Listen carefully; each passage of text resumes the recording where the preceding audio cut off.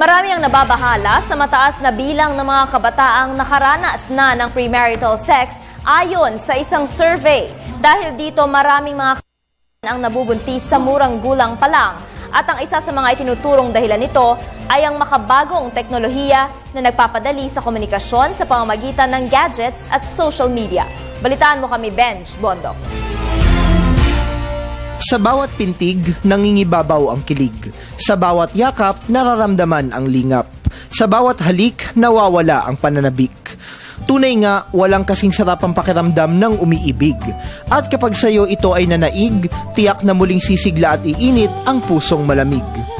Ngunit kung minsan may mga limitasyong sadyang nakakalimutan dahil sa masidhing nararamdaman.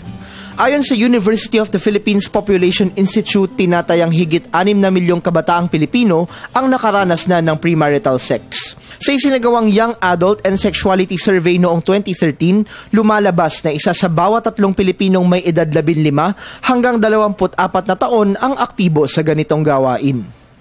Sa loob ng halos 20 taon, malaki ang itinaas sa mga estadistika ng parehong kasarian kaugnay sa naturang usapin.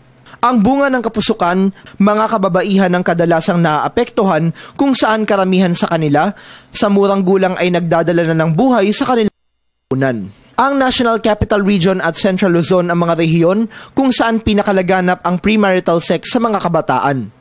Paniwala ng mga eksperto, may kinalaman ang teknolohiya sa mataas na bilang ng mga kabataang nasasangkot sa naturang gawain. Dahil kasabay ng pagsulong ng modernisasyon sa ating bayan, umuusbong rin ang mga bagong anyo ng mahahalay na ugnayan. Sa panahon ngayon kasi, mapatext, tawag o chat man ang paraan, posible na ang pag-abot ng panandaliang kaligayahan. Kaugnay nito, muling nabuhay ang panawagan para ipatupad na ang reproductive health law sa bansa na pansamantalang nakabinbin dahil sa TRO na ipinalabas ng Korte Suprema. Sa pamamagitan nito, mabibigyan ng tamang kaalaman ng mga mamamayan, partikular ang mga kabataan, ukol sa pakikipagtalik upang mapangalagaan ang kanilang kalusugan para sa isang magandang kinabukasan. O pag-ibig na makapangyarihan, hahamakin ang lahat, masunod ka lamang.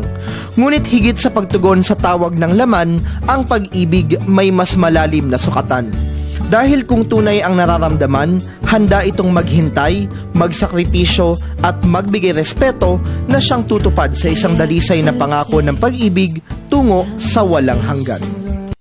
Telebisyon ng Bayan, Benj Bondok.